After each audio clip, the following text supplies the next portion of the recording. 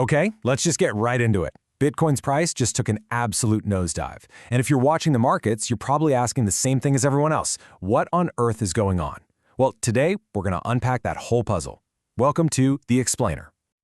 I mean, seriously, the market erased almost a full year of gains in what felt like the blink of an eye. So, was this just some random, chaotic crash? Or are there specific, powerful forces at play here? Let's dig in and see if we can find some answers. All right, to get to the bottom of this, here's our game plan. We're going to start with the big price puzzle, then figure out who the big sellers, the whales, are.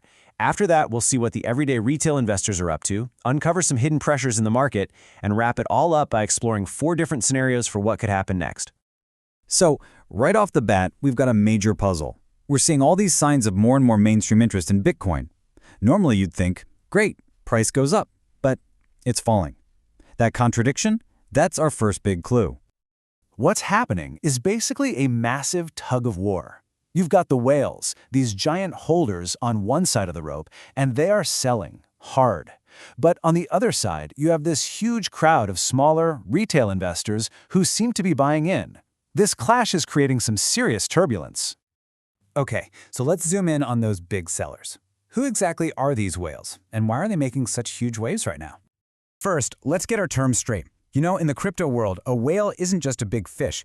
It's an investor or a group that holds so much Bitcoin that when they decide to buy or sell, they can literally move the entire market. They create the waves, and right now, those waves are pulling everything down. And here's what's really interesting. Not all whales are selling for the same reason. You've got one group, the long-term holders, who are just taking some profits off the table after that incredible run-up. Can't blame them. But then there's a second group, the short-term whales, who bought in near the peak. They are now selling at a loss just to cut their risk. So when you have both the profit takers and the loss cutters selling at the exact same time, yeah, that's a perfect storm for downward pressure. So, with the whales dumping their bags, you'd think the smaller, everyday investors would be running for the hills, right? Well, the data shows something way more complicated and, honestly, a little confusing. This is where it gets really strange. On one hand, some data seems to show that retail investors are buying the dip, seeing this as a golden opportunity.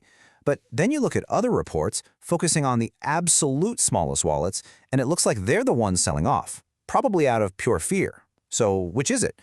The market can't seem to make up its mind. And we have to talk about the psychology of it all. You know, those record highs were fueled by some intense FOMO, the fear of missing out. The problem with FOMO is that it's a really unstable emotion. The second the market turns, that fear of missing out can flip, like a switch, into the fear of losing everything, and that's when you get panic selling. All right, let's look past the individual buyers and sellers for a second. There are some deeper, more technical forces working behind the scenes here, and believe me, they're adding a ton of weight to this downturn. Think of these 3 forces like a giant anchor on the price. First, you have technical levels. A lot of trading is done by bots, and they're programmed to sell automatically if Bitcoin drops below a certain price. That creates a domino effect. Second, leverage. Traders who borrowed money to go long on Bitcoin are now getting margin called, which forces them to sell to cover their loans, adding even more fuel to the fire. And finally, you've got macro uncertainty. When the whole economy feels a bit shaky, investors get nervous and pull money out of what they see as riskier assets. And right now, that definitely includes Bitcoin. But wait, it's not all doom and gloom for the bulls. Here's a fascinating counterpoint. On-chain data is showing that the supply of Bitcoin that's just sitting on exchanges, ready to be sold, is actually going down. This could mean that the big wave of selling is starting to run out of gas, which could, potentially, put a floor under the price. Okay, so we've got whales selling, retail investors who are totally divided, and these powerful hidden forces at play. Where in the world does this all lead? Let's walk through the 4 most likely scenarios from here. First up, we have a moderate, or what some people call a healthy correction. In this scenario, the price just kind of drifts down or sideways for a while.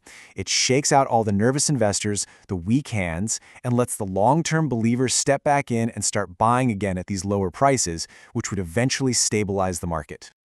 Now, scenario 2 is, well, it's a lot more dramatic. This is the deep correction. If the whales keep selling and the retail investors really start to panic, you could see a massive cascade effect. The selling just feeds more selling, which forces all those leveraged positions to get liquidated, sending the price down way, way further.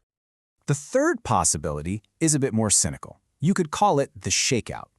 In this scenario, the really experienced, strong conviction whales might be deliberately pushing the price down to cause that panic selling from newer investors. Why? So they can swoop in and buy up a lot more Bitcoin at a huge discount. And finally, we have scenario 4, the optimistic take. In this view, this whole crazy event is just a necessary reset.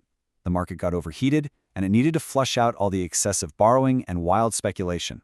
Once that's done, it finds a solid bottom, a strong recovery begins, and boom, it kicks off the next leg of the bull market.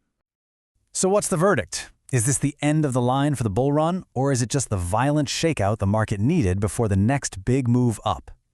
The truth is, the data is telling conflicting stories. It means the future of the market is being decided right now by all the forces we just talked about. The only question is, which one is going to win?